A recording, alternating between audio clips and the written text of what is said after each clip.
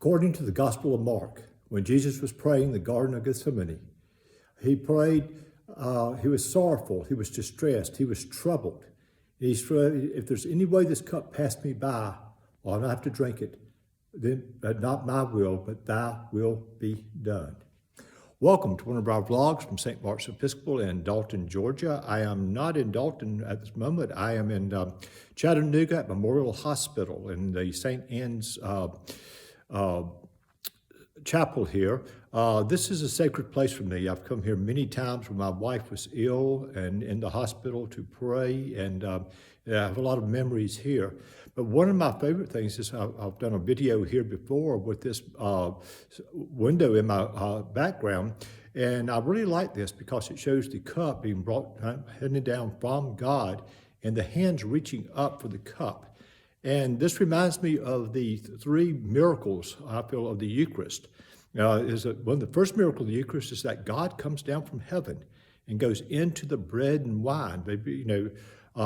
This is amazing that God would come down and into the bread behind. We believe this as Episcopalians. The second miracle, which is just as important, it is that if those with faith who believe receive the bread and wine, like these hands reaching up for the cup. Jesus said, there'd be any way for this cup to pass me by, but we as Episcopalians reach up for the cup, and that is a miracle. It's a miracle that then God, once we receive the elements, God comes into us. And then the third miracle of the Eucharist is that we, receiving Christ in us, go out of the church into the world, become Christ in the world. These are the three miracles of this. And this window really represents that very much, of the hands reaching up for the cup.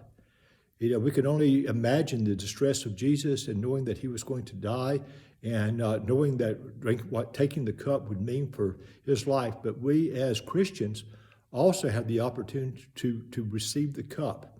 Jesus says, you must eat my body and drink my blood to be one of my followers.